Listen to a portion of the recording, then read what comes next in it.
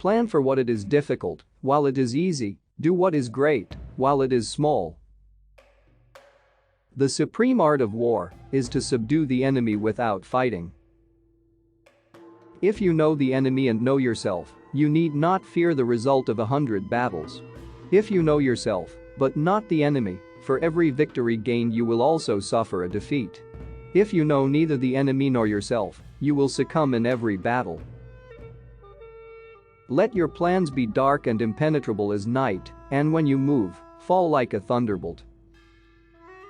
Supreme excellence consists of breaking the enemy's resistance without fighting. All warfare is based on deception. Hence, when we are able to attack, we must seem unable. When using our forces, we must appear inactive. When we are near, we must make the enemy believe we are far away. When far away, we must make him believe we are near. In the midst of chaos, there is also opportunity. Victorious warriors win first and then go to war, while defeated warriors go to war first and then seek to win. The greatest victory is that which requires no battle. To know your enemy, you must become your enemy. Engage people with what they expect. It is what they are able to discern and confirms their projections. It settles them into predictable patterns of response, occupying their minds, while you wait for the extraordinary moment, that which they cannot anticipate. There is no instance of a nation benefiting from prolonged warfare.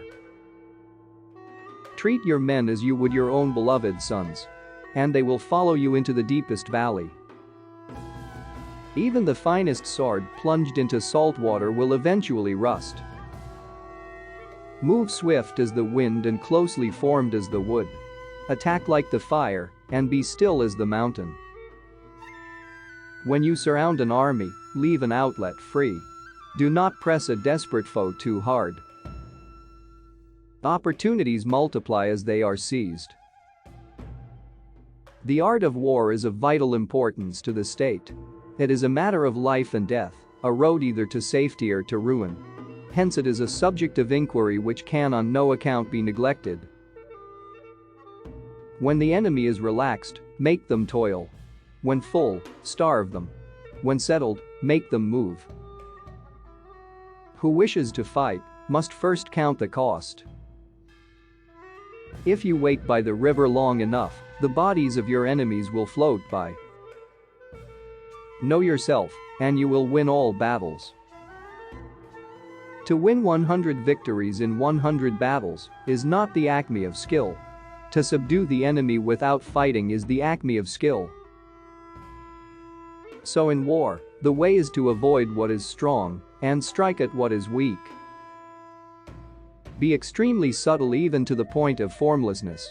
Be extremely mysterious even to the point of soundlessness. Thereby you can be the director of the opponent's fate. Build your opponent a golden bridge to retreat across. The whole secret lies in confusing the enemy so that he cannot fathom our real intent. The wise warrior avoids the battle. Rouse him and learn the principle of his activity or inactivity.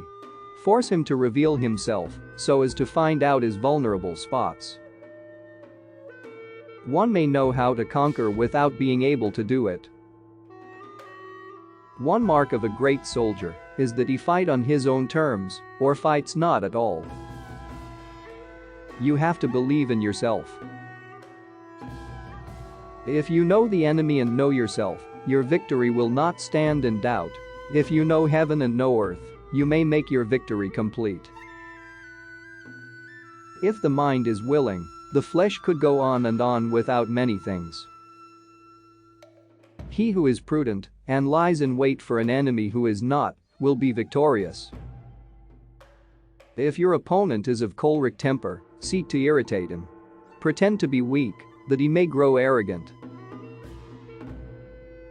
Thus the expert in battle moves the enemy and is not moved by him. Attack is the secret of defense. Defense is the planning of an attack.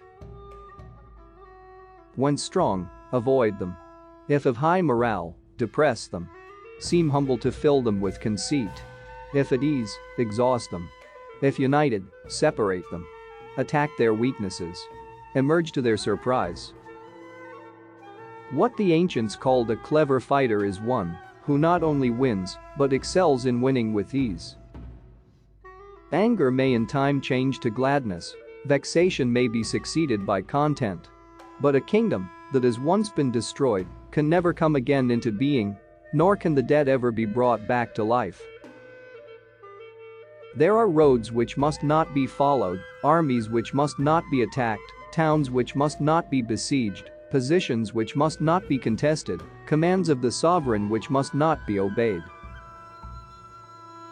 When one treats people with benevolence, justice, and righteousness, and reposes confidence in them, the army will be united in mind, and all will be happy to serve their leaders.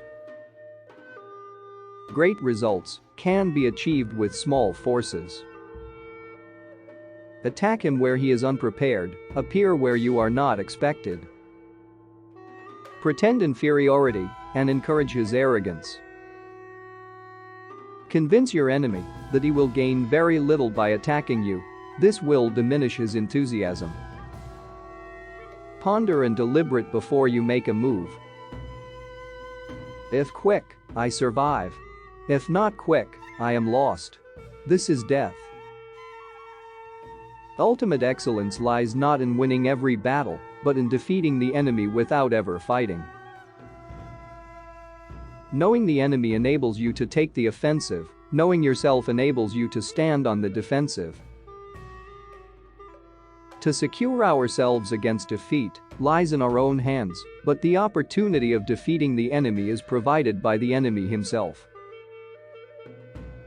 Bravery without forethought causes a man to fight blindly and desperately like a mad bull. Such an opponent must not be encountered with brute force, but may be lured into an ambush and slain. The general who advances without coveting fame and retreats without fearing disgrace, whose only thought is to protect his country and do good service for his sovereign, is the jewel of the kingdom. If ignorant, both of your enemy and yourself, you are certain to be in peril. Mystify, mislead, and surprise the enemy. Move not unless you see an advantage. Use not your troops unless there is something to be gained. Fight not unless the position is critical. It is easy to love your friend, but sometimes the hardest lesson to learn is to love your enemy.